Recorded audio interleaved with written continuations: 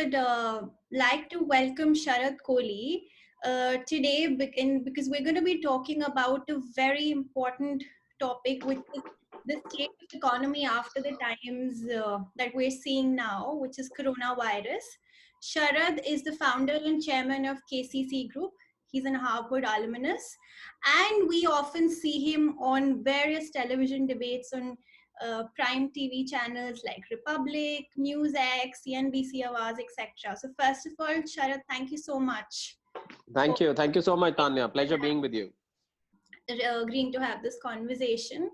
Sharad, we're seeing such unprecedented times. Nobody could have ever imagined that a virus, which is, you can consider it like a situation which has made everybody in the world sit in their homes, but economy has become a huge topic of discussion. So if you can start with the basics and tell our viewers that why is it that we're talking about economy so much? You see, Tanya, I mean, because I come from an economic background and I might sound a bit biased, but a very strong statement that I make in favor of what I do. The medical impact of this virus is on one side. And I feel, I mean, today's count is about 150,000 people who are dead, with due respect to each one who's suffering as of now. I personally feel that the economic impact of this, Tanya, is far, far more than the medical impact, because hopefully, fingers crossed, we should be able to overcome this over a period of an hour or so, or the curve starts flattening, and we've seen it in some of the countries and so on and so forth. But the economic impact this virus is going to leave, so the impact is way beyond the lungs. It gets into your pockets. It gets into the country's pockets. So I think that is why it is being talked about so much. That is why economic, because when you disrupt something, when you disrupt a running economy, when the money is in circulation, the business is happening, people are paying to each other, buying stuff, factories are making stuff, export import is happening, and so on and so forth, whatever constitutes functioning of an economy. What this virus has done is, because of the lockdown, it has disrupted that whole economic process. So what happens is, the moment you disrupt the economic process, there is a certain degree of continuity in the process. When you break that continuity, what happens is that there are permanent damages done. If not permanent, I would say near permanent damage. When I say near permanent, you are like disrupted, or you set yourself back by many years, I would say. So that is why we talk so much about the economy when we talk about coronavirus. And with more than half the world locked down, there are 700 crore people who stay on this earth. And realistically, I think about 500 crore of them are inside their houses doing nothing right now. There's no economic activity, there's no commercial activity, there's no business activity, there's no financial activity. So I think that disruption, that break in the continuity, and a very, very interesting statement, Tanya, I would make to answer your question in one line. When we went on the lockdown on the 24th of March, or 23rd or 24th of March, 25th of March, whenever, Yeah. and when we step out this lockdown, 3rd of May entirely, hopefully, fingers crossed, hopefully it should be ending depending on the situation at that time. And this should be very useful for Eat My News viewers and your followers. When you were locked down on that date, and when you step out, normally when you go on a vacation, what happens? You go for a 15-day vacation, a holiday during summers, Christmas, whatever. You resume from where you left, isn't it? When you come back to your business or come back to your house, you resume from where you pick up the threads from where you left it. But unfortunately, in this situation, you will not be picking up the threads from where you left in the 3rd or 4th week of March. You will have to rebuild. You will have to restart. You would have to recalibrate. You will have to reset, and you would have to just do everything all over again in most of the economic areas, most of the businesses, I would say. So that is what makes the whole discussion so relevant and significant. Very good way to explain it in very, very simple words, Sharad. But we already know that the auto industry and real estate were suffering for a while. You know, we heard this news that the economy is slowing down, but little did we had imagined that there would be such a major blow. So besides these industries suffering, hospitality industry, airlines industry, restaurants, these have also taken a major hit.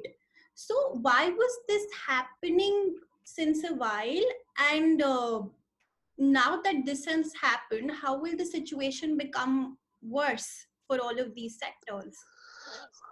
Well, the last three industries, Tanya, that you have named, they are in the forefront of the battle. I would say they are the worst hit out of all: aviation, hospitality, restaurant, tourism, because they are the ones I think who will be the last in the list to recover. So to answer the last part of your question first, because obviously because of I think social distancing and mask, these are the two things, Tanya, which are going to hang in our mouth and neck for a very, very long time. I don't think you can see a crowd of people traveling together, a crowd of people eating together. I'm talking of restaurants traveling together. I'm talking of aircrafts, a crowd of people gathering together for an event and so and so. I'm talking of tourism and so and so forth. So I think that is going to remain for a very long time. So these industries, the three industries that you mentioned, are in for a very difficult time. I think it'll take them a very, very long period of time to come out of this. Now, coming to the first part of your question, that auto and the real estate, yes, they were already going through a bit of a difficult phase because the economy, even pre-corona, had slowed down. We had a GDP of about 4.7% in the last quarter. The quarter prior to that, about 4.5%, which was not any. I mean, we don't call those figures hunky dory, because those figures were much lower in growth which this country had seen a couple of years ago. So I think they are going to be worst hit. Why? Because if you go and start spending, Tanya, now after lockdown, what will you do? You're going to probably make a list of your spendings, and I think the bigger spendings would be in the bottommost part of your list, simply because you would like to conserve your resources. You would like to postpone your investments, larger investment, which includes buying of cars and houses. So you would try and postpone it as far as possible, for the simple reason that you would rather like to preserve your resources for this rainy day. I have suggested on a lot of channels that what people should do right now, and I might as well mention it to you as well, that I think what you is preserve 6 months of your household expenses, your basic subsistence expenses, keep them aside, totally untouched, so that if it takes time for you to recover, if you've lost your job, your business has gone down, your factory, company, office, whatever is not running anymore, you would at least not your subsist you would not want your subsistence to be directly impacted.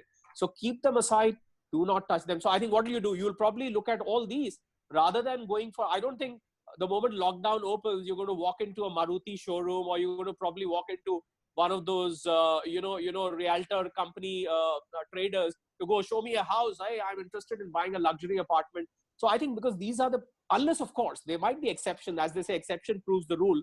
Unless of course you were desperately looking for a house and you had already allocated your funds other than your subsistence funds, then of course you were desperate.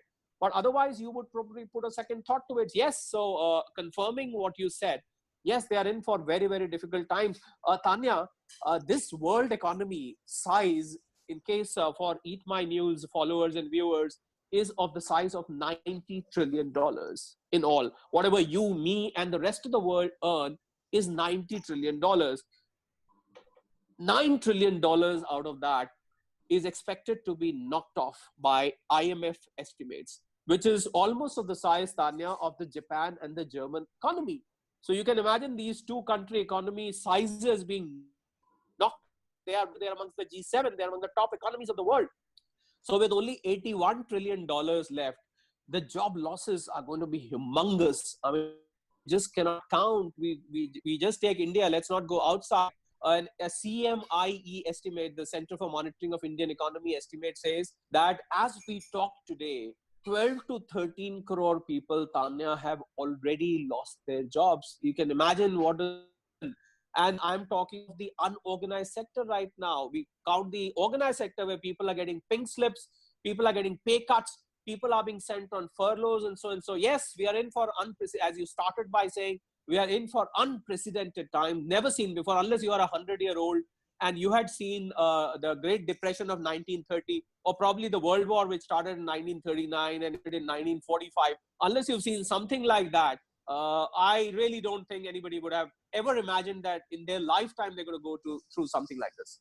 You have touched upon a very important thing about job losses and everything. Again, this discussion was already going on. We were going through precarious times where unemployment was already peaking up, and now, as you said, that people are losing their jobs, and the unorganized sector is the one which is really badly hit. In fact, we know the whole migrant situation where people want to move back to their hometown. So I'm guessing that a lot of factories and industries are also going to face a lot of labor shortage also for the next couple of months. So the situation certainly, as you said, looks very, very dismal. So what's your message for people who are getting laid off? Well, the total workforce, Tanya, in our country is about 50 crores. Let me share some interesting numbers with you. Out of them, about 80 to 90%, between 40 and 45 crores, because there's no proper labor census done in, there's no recognized labor census. So 40 to 45 crores is the unorganized sector. When I say unorganized sector, I meant the daily wages, people who work in smaller factories, smaller offices, who do not have appointment letters. They just casual type workers, although some of them are on a permanent basis, but we don't call them unorganized sector. And the rest of them, Tanya, belong to the organized sector when we refer to the big corporates. Yes, as I said, a lot of them are in for troubled times. Well, the whole world, to answer your question very, very pinpointedly, the whole world is riding the same boat as of now. 2.2 crore people have applied for unemployment claims in America itself. 2 million jobs lost in UK. As we talk today, there's more in the offing. So I think India is going to be no exception. Yes, for the people who've lost their jobs, all I would like to tell them is that hold your nerves. Do not panic, because this is a difficult time. You can obviously look for an alternate job, because when the companies restart, when the employers get back to business, don't forget the employers also need to get back, just like you are looking for a job.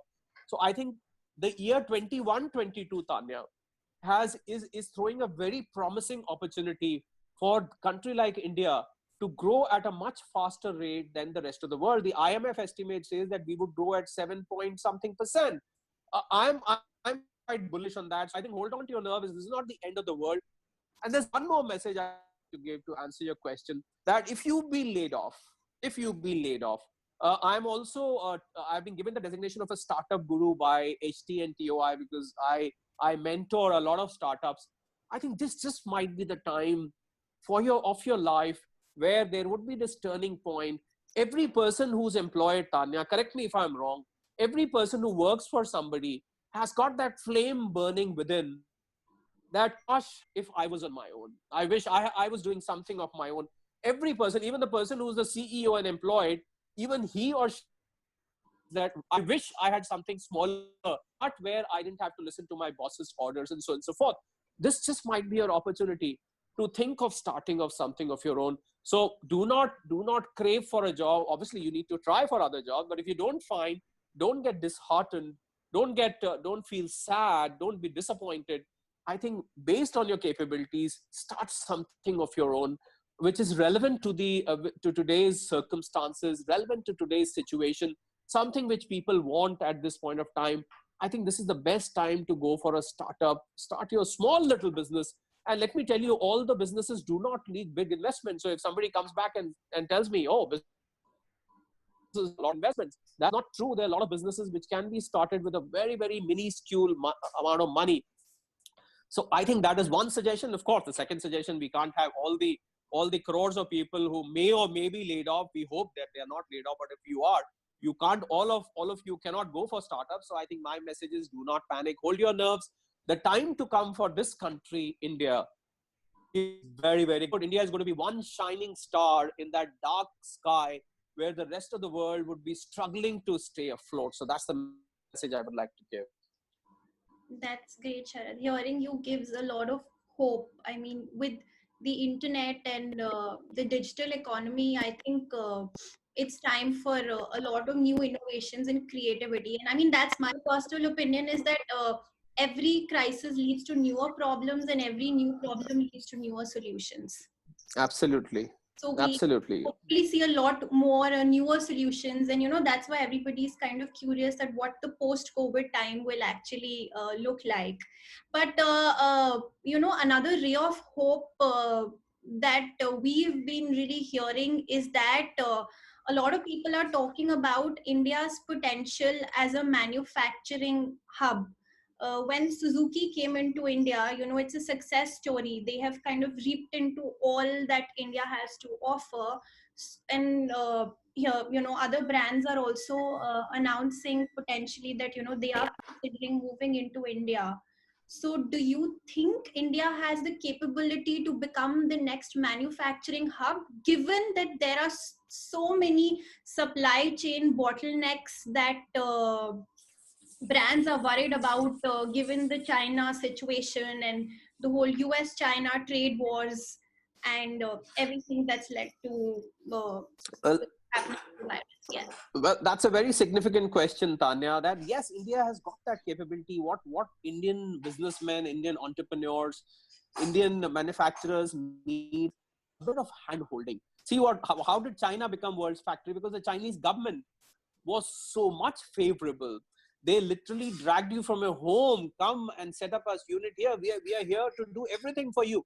So on a lot of TV channels also, I've suggested that I think the Indian government needs to get into a huddle straight away. I have even suggested, Tanya, that Indian government should call an emergency session of the parliament only and only for this purpose. Even if you have to do a virtual session of parliament, which has never happened before in the history, where you can't gather together in the hall of parliament. So I think call a virtual session of parliament right away, because there are certain decisions you can only take in the parliament, and amend your laws, land reforms, labor reforms, tax easing, ease of doing business overall.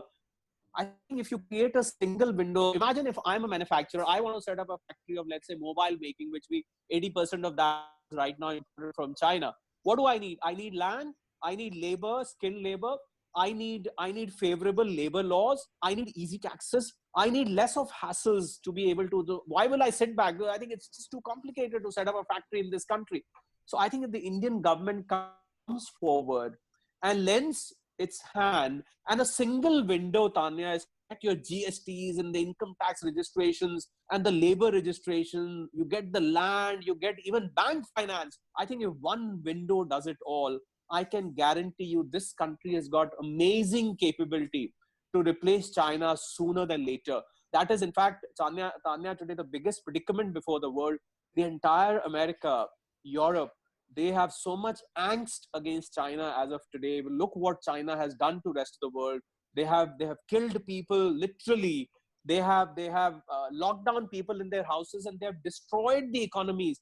All these nations are really upset. These countries, I can tell you, are looking for alternates as of today to set up the factories, have those manufacturing facilities elsewhere. And let me tell you, a lot of them have already resolved that we are not going to get. But the predicament is that they were so imbibed in importing Chinese good because of their being better, faster, cheaper, whatever the Chinese goods offered to you. I think there is not much choice. So, which is why I say this is the biggest opportunity before India as of today to come forward and grab those businesses here. And I'm telling you, you will hit many birds with that one stone. You'll solve your problem of unemployment. You'll become the market leader in manufacturing. You would boost your tax collections. So many goodies can come your way if you can get these changes going right away. I'm sure the government think tank, it's not just you and me talking about it. I'm sure a government, Prime Minister Modi has got enough think tank with him. I'm sure they are all thinking about it, and something, you never know, can come out very soon. And one basic step that the government has taken is, of course, they're offering massive relief packages. So recently, government did announce about 2 lakh CR, and I'm sure they are also willing to spend more to be able to get the economy back on its feet. And I'm sure there are a lot of experts who are constantly brainstorming on it, and new ideas and new solutions will definitely come up. But at the same time, we're also seeing massive steps that are being taken by the developed nations. US, for instance, has announced $2 trillion, if I'm not wrong. 2.2. Yeah, and what India has announced is actually just like a fraction of what US has announced. So does this mean that the developed nations economies will rise a lot faster, and it'll be a slightly slower climb for India?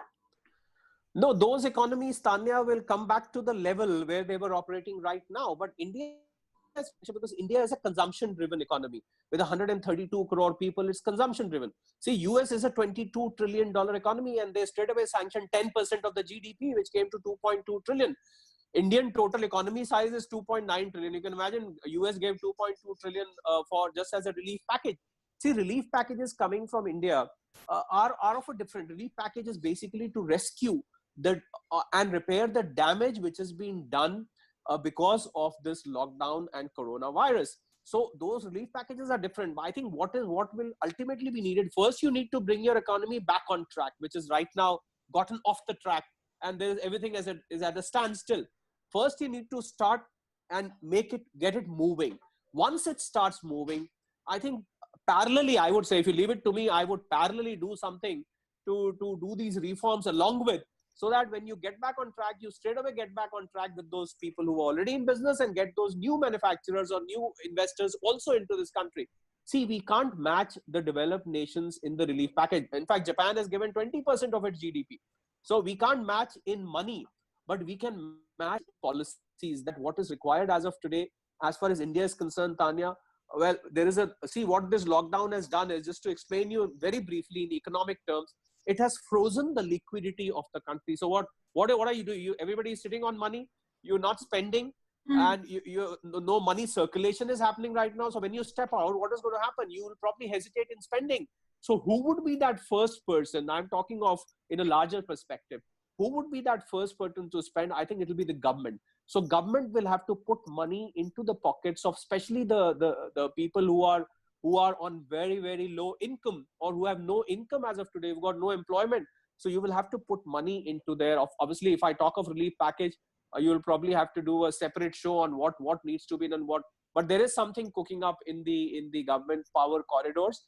And I'm expecting, as we talk today, in the next 48 to 72 hours, within that, some announcement will be made, because I think government is just waiting to and trying to assess. Government is probably wanting to give a staggered relief, that don't give all the relief at one go, because you give something, you give all that you have, and suddenly you come to know that there was another sector which is left out because of an extended lockdown. And so I think government is on a wait and watch policy, but something is definitely going to come out. My recommendation has been that out of the 210 lakh crore GDP size that we have, by the way, $2.9 trillion, Tanya, converts to 210 lakh crores, in case somebody is interested in numbers.